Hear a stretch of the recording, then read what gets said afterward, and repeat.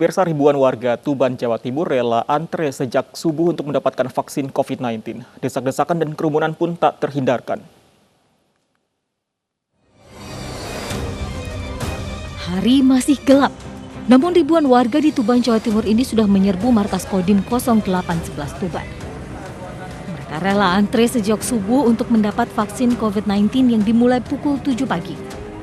TNI menyediakan 10.000 dosis vaksin untuk warga Tuban, namun jumlah warga yang ingin divaksin ternyata melebihi target harian. Sehingga meski antre sejak pagi, namun tidak semua warga berhasil mendapatkan belangko pendaftaran dan screening. Warga pun berdesak-desakan dan kerumunan tak terhindarkan. Jam 5-an deh. Jam 5-an ya? Ibu sudah dapat belangko? Sudah. Kapan dapatnya, Bu? Kemarin. Oh, berarti kemarin ambil belangko, sekarang antri gitu? Iya. Ini tadi berangkat jam berapa, Bu, dari rumah? Jam 5 tadi. Di puskesmas enggak dapat, Bu? Enggak. Enggak ada ya? Enggak ada. Di kelurahan juga enggak ada? Enggak ada. Untuk sukseskan vaksinasi COVID-19, TNI Kodim Tuban menyediakan 10.000 dosis vaksin untuk vaksinasi yang dilaksanakan sejak tanggal 30 Juni hingga 5 Juli 2021. Pangdam 5 Brawijaya sebenarnya mentargetkan tahap awal ini 400.000 vaksin di seluruh Jawa Timur. Di Kabupaten Tuban sendiri kita dapat Kodim 081 Tuban ini sejumlah 10.000. Tetapi apabila 10.000 itu nanti habis, maka Kodim 0811 Tuban akan didukung lagi sampai dengan hari ke-10. Vaksinasi hari ini akan berakhir pukul 16.30 sore nanti. Dan bagi warga Tuban yang belum mendapatkan jatah vaksin hari ini bisa mendaftar vaksin pada tahap 2 mendatang. Dari Tuban, Jawa Timur, Pipit Wibawanto, iNews melaporkan. Kita ke Yogyakarta, pemirsa. Puluhan jenazah COVID-19 menumpuk di ruang forensik RSUP Dr. Sarjito, Yogyakarta. Pihak rumah sakit membantah hal tersebut terkait kekurangan oksigen yang sempat terjadi.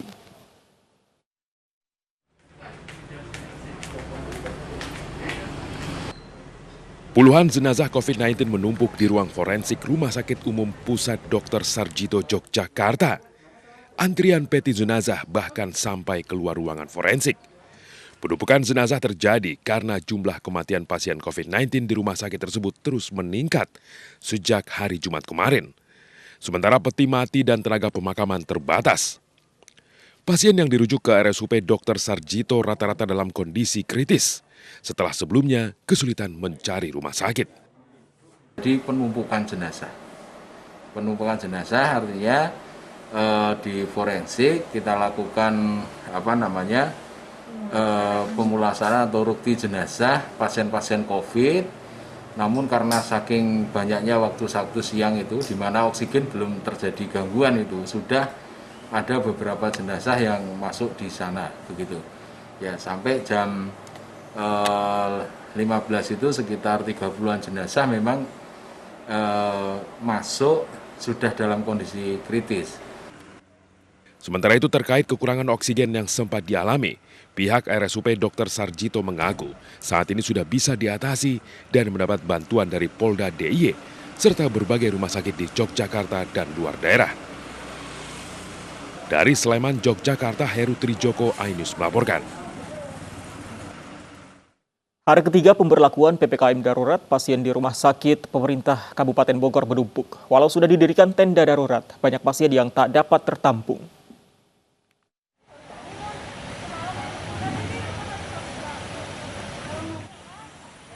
Di hari ketiga pelaksanaan pemberlakuan PPKM darurat di wilayah Kabupaten Bogor diwarnai oleh penuhnya sejumlah rumah sakit. Ruangan serta tempat tidur seluruhnya terisi penuh dan Bupati Bogor menginstruksikan jajarannya untuk menambah tempat tidur dengan mendirikan tenda-tenda darurat di sejumlah rumah sakit milik pemerintah. Namun meski tenda darurat telah didirikan, tidak juga menampung pasien yang secara tiba-tiba datang dan masuk pada malam hari. Karena memang ini yang datang mendadak biasa malam datang. Jadi mereka yang isoman, yang ada perburukan langsung ke rumah sakit. Dan kita akan buka lagi ruangan, tetapi memang kondisinya nakesnya yang juga banyak yang sakit atau terkena positif. Jadi kita harus imbangi juga antara fullnya ataupun banyaknya yang datang ke rumah sakit dengan tenaga nakes yang sanggup untuk menangani. Bupati Bogor mengimbau masyarakat untuk patuh akan aturan bagi pelaku usaha untuk membatasi jumlah karyawan. Hal ini bertujuan untuk mengurangi mobilitas warga serta memutus mata rantai penyebaran COVID-19 yang kini semakin meluas. Dari Bogor, Jawa Barat, Wildan Hidayat, iNews melaporkan. Pemirsa, pernikahan di Cilacap, Jawa Tengah dibubarkan petugas Satgas COVID-19. Tidak mengantongi izin, petugas langsung membongkar dekorasi hajatan.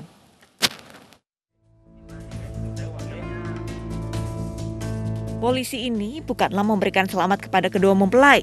Namun sejumlah petugas datang membubarkan pesta pernikahan yang digelar di Kelurahan Mertasinga, Cilacap, Jawa Tengah. Acara pesta pernikahan ini pun ternyata tidak memiliki izin dari Satgas COVID-19.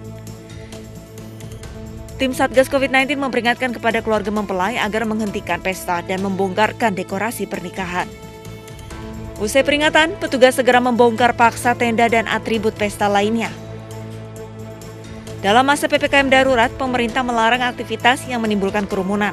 Pesta pernikahan boleh diselenggarakan dengan persyaratan hanya 30 orang. Selain itu, acara pernikahan pun harus mengantongi izin dari petugas agar bisa dikawal dan dipantau. Petugas mengimbau agar masyarakat mematuhi peraturan pemerintah di tengah PPKM darurat hingga 20 Juni mendatang. Warga yang patuh akan mendukung penyebaran virus corona tidak menyebar ke masyarakat luas. Dari Cilacap, Jawa Tengah, Heri Susanto, iNews melaporkan. Sementara itu, hari pertama pemberlakuan kebijakan PPKM darurat, seorang lurah Pancoran Mas, Depok, Jawa Barat juga nekat menggelar acara resepsi pernikahan. Satgas COVID-19 langsung menghentikan acara hajatan dan akan memeriksa oknum lurah.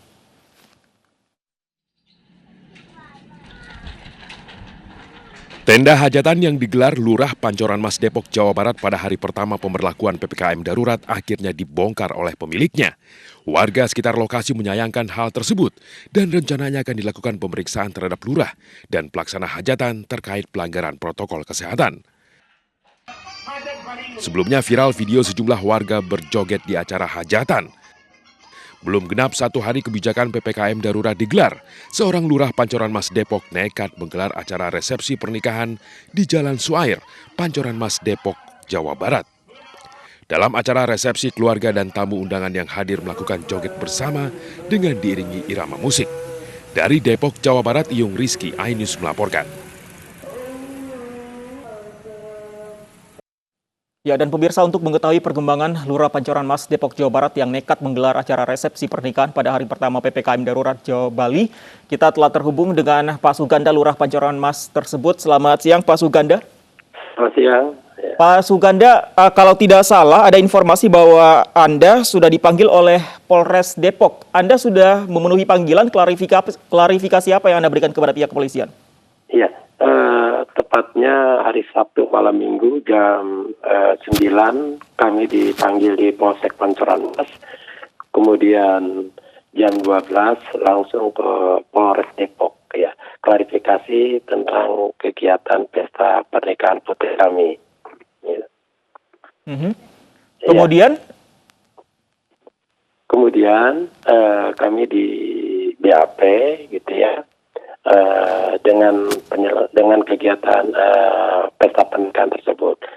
Nah, kami pelaksanaan pernikahan itu tidak menggelar dangdut sebenarnya, ya.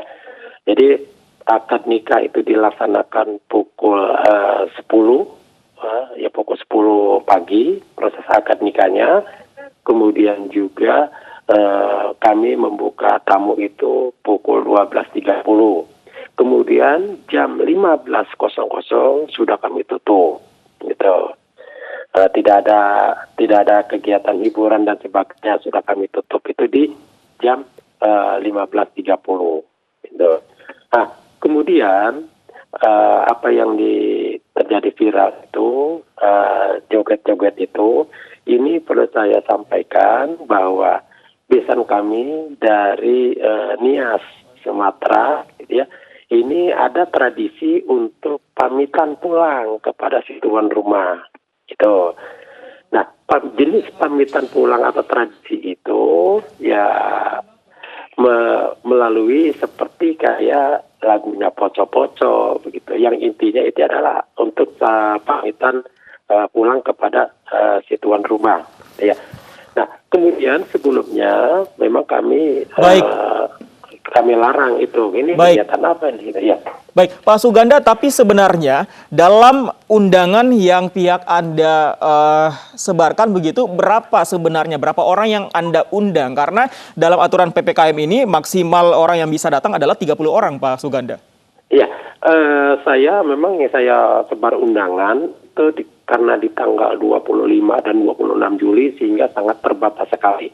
Kemudian juga yang hadir di acara prosesi abdi nikah itu di ruang pernikahan sesuai dengan aturan yaitu 30 orang yang kami siapkan.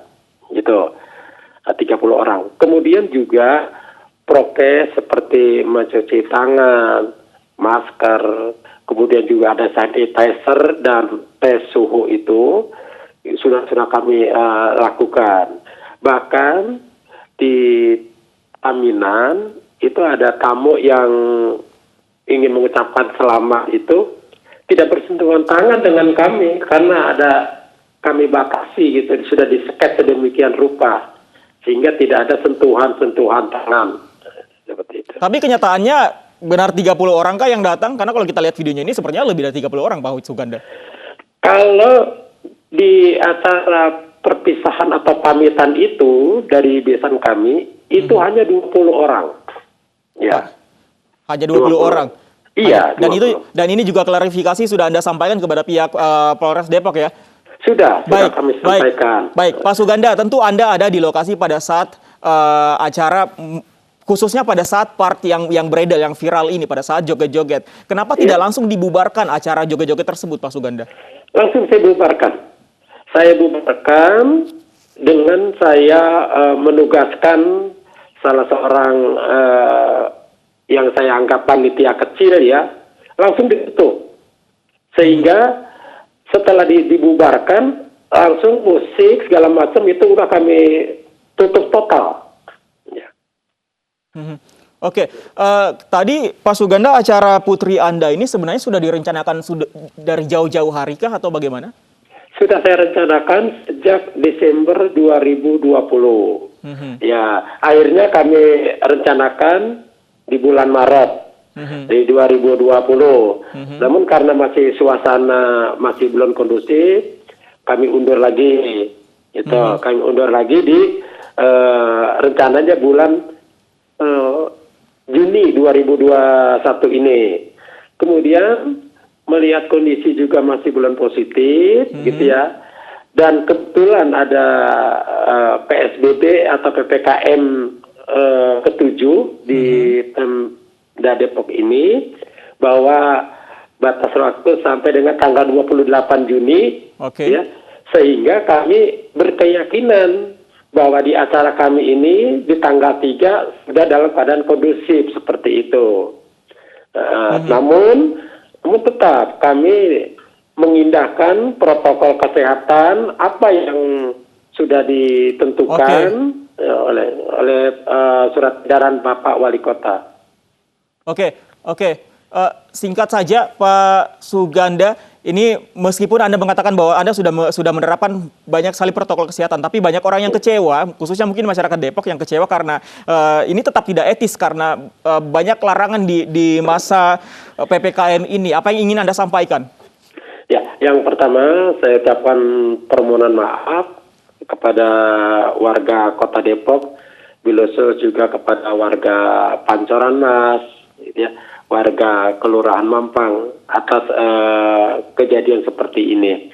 Tapi yang jelas, yang keluar dari hati nurani saya bahwa saya bukan hendak melanggar semua aturan, bukan hendak menerabas, bukan untuk menantang ya aturan-aturan ini.